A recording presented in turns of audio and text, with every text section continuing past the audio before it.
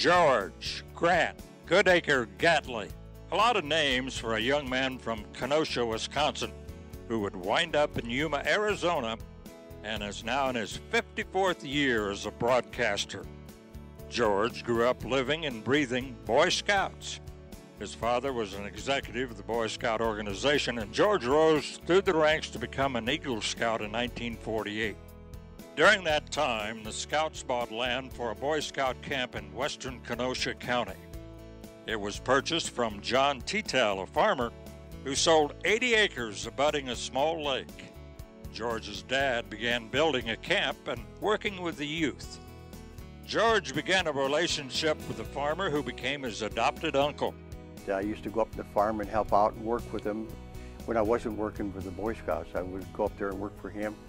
It was a farm where we had no tractors. We worked with horses. We had 2 Belgian horses that we worked with. We had did all our field work with horses pulling a sickle bar to cut the hay.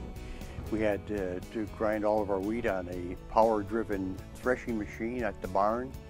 And the house where he lived had no stove. My aunt used to cook meals on a wood-burning stove. And all their hot water came from a reservoir on that hot stove that they had. And they had a great bathroom. It was an outhouse about 50 feet from the house, and it was papered with all the Sears Roebuck papers and things. Years that endeared George to agriculture and shaped his life. In 1950, at age 17, George was hired as camp director. At 18, he went into active duty from the Naval Reserve into the Korean War, serving out his 4-year stint as a Navy corpsman.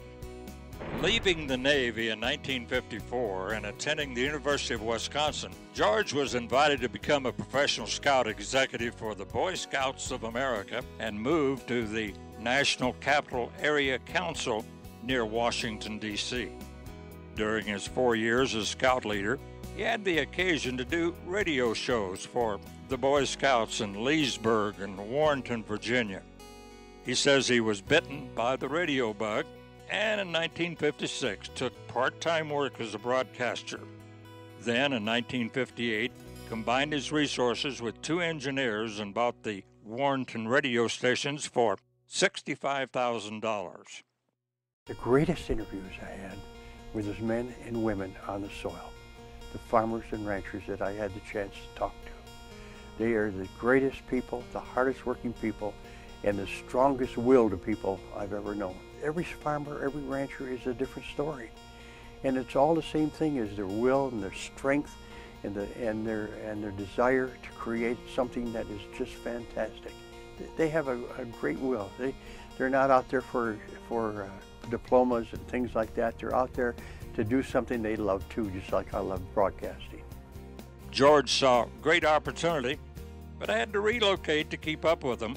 He moved from Virginia to Florida to Wisconsin to Wyoming and then to Arizona, where he had another life-changing event. I went to Douglas, Arizona for a friend of mine who was the owner of a station in Jackson Hole, Wyoming. I worked for him there, and he sold it, and he went to Douglas, Arizona, bought a station there, called me up and said, I need to do farm news down here. You got all farming all over the place. I said, okay. I came down, I quit my job in Jackson Hole, and I came down here and started to work for him and did farm news. And that's where actually I started to really do a full-time farm news job. And there, forming the Western Agri Radio Networks, which now has 15 stations that carry his broadcast each day in California and western Arizona. George attended his first NAFB meeting in 1974 and hasn't missed a year since. So I get the awesome experience of meeting some of the great people at that meeting. People that I just admire, that I know they're doing great jobs in farm broadcasting, and I always learn from them. He has served as Chat's editor, Western Regional Vice President, and has been NAFB convention photographer for many years. George is modern in most ways, but just can't give up some of the technology that he has used for many years now, stating that if it ain't broke, don't fix it. Folks, I want you to know I get laughed at because I still use a typewriter.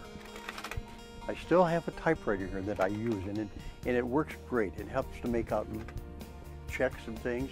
I still have a reel-to-reel machine back here, a Tascam, that does great recording my shows. I have cart machines that I use.